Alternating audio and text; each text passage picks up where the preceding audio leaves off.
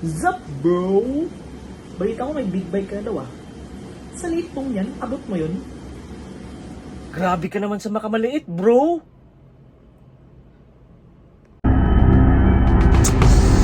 Loko yun ah. Maliit pala ah. Kumanda ka sa akin.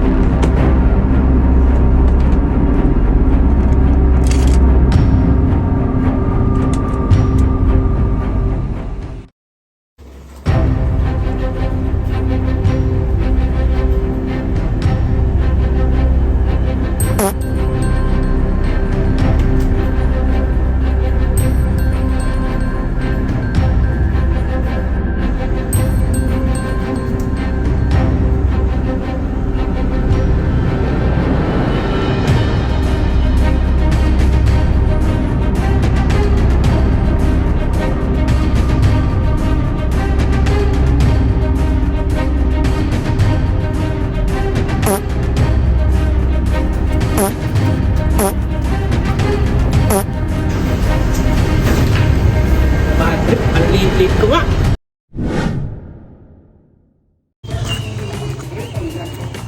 So what's up mga katodo?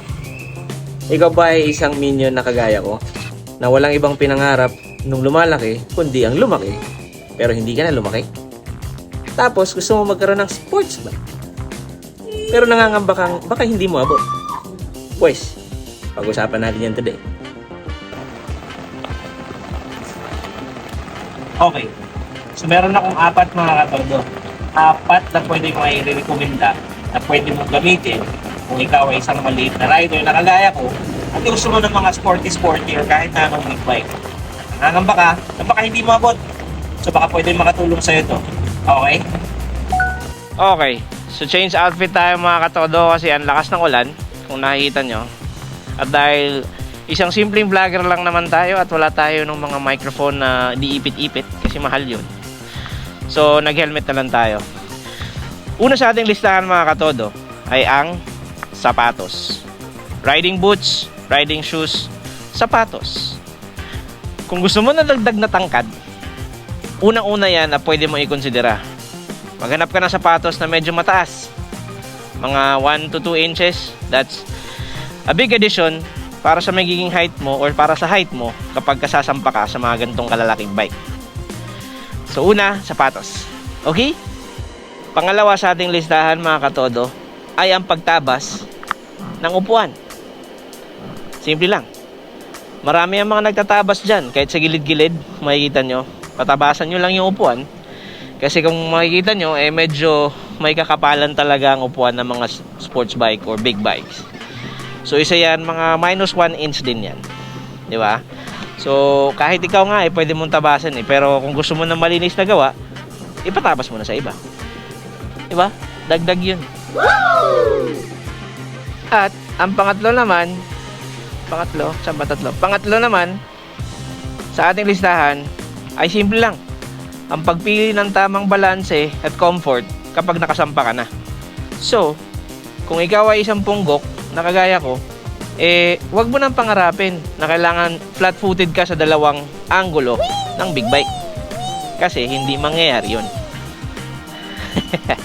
So, kailangan mong pumili kung anong side ka babalanse, lalo na kapag ka nasa full stop ka. In my case, ako, mahilig ako sa kaliwa. Sa kaliwa talaga ang nakababa kapag ka nasa full stop ako. Parang ganito. So yan, flat-footed ako, komportable ako, at alam kong hindi ko maitutumba yung bike. Diba? Mindset ba? Mindset. Pwede naman sa kabila, kung mas komportable ka, ililin mo lang ng onte ang bike papunta sa tamang direksyon na gusto mo. O diba? So, flat-footed ka. Nasa tamang pagpaling lang yan ng puwet mo kung kaliwa o sa kanan. So para ka lang kumikembot every time na bumababa ka or nagpo-full stop ka. At pang-apat at panghuli sa ating listahan ay ang pag-lower ng bike. May mga nabibili na ngayon na aftermarket mga katodo para may baba ang motor mo. Yan ang tinatawag na lowering link or lowering kit. Basta, lower, pababa. Yun na. So yan, ang gagawin nyo is papapalitan nyo lang sa inyong trusted na mekaniko ang stock na link para maibaba na mga siguro 1 to 2 inches yung inyong motor. Hindi ako personally agree doon sa pagbaba or pagpapababa ng inyong motor kung hindi nyo rin ipapatune ang inyong front suspension. At dahil pinalower mo nga yung likod tapos iiwan mo ng ganito yung harapan, hindi okay yun. So dapat ipatune mo rin ang front suspension mo. Ang problema niyan, kung ipapatune mo yung front suspension mo, baka mamaya niyan mas iikli ang travel ng suspension mo. So, kaya hindi ko rin siya masyadong nire-recommend, pero kasama siya sa list natin kasi it's also an option. Diba? So again mga katodo, kahit na minion ka at nangangarap ka ng mga malalaking bike na kagaya nito, hindi imposible. Para-paraan lang yan. At lahat ng bagay, nagagawa ng paraan. At bago natin tapusin ang video, hindi ko pala nasabi kung ano yung height ko. Ako nga pala ay 5'3 and a half. Hindi pa ginawang 5'4 mga katodo. So, imagine nyo na lang, ang liit-liit ko sa daan, pero nagagawa akong imaniobra ang gantong kalaking bike. So again, walang imposible. Lahat may paraan. Alright, at dito nagtatapos ang ating vlog for the day. Kung mabot ka sa point ng video na to, please do like, share, comment, and please do subscribe para naman dumami-dami ang ating pamilya. At kung ikaw ay maliit na kagaya ko, mas lalong mag-subscribe ka, buddy, kasi mas marami kang matututunan. At magkita-kits tayo sa susunod na video, guys. Laging tandaan na kapag nangarap ka, sipagan mo, kilusin mo, at itodo mo. Peace out, minions!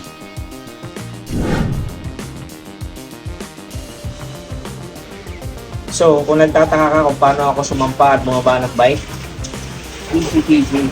Watch this.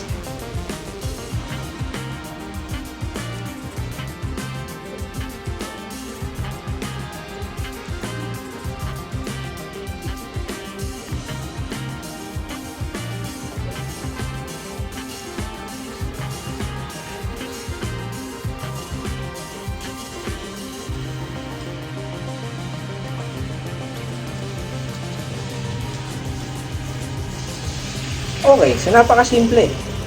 Dahil maliit ako at sumasabit yung maikli kong paa sa may puwitan ng bike, ang ginagawa ko, pumapatong ako sa foot peg sa kaliwa. Tapos, tatayo ako. And then, isisettle ko yung sarili ko bago ko itayo yung bike. Pag bumaba ako, ganoon ulit. Problema kasi bumaba, sumasabit na naman ang ating mahabang paa sa may likuran ng bike. So, tatayo ulit ako. And then, ipababa ko lang yung paa ko. Easy. Diba? Maliit. Walang problema. Mindset.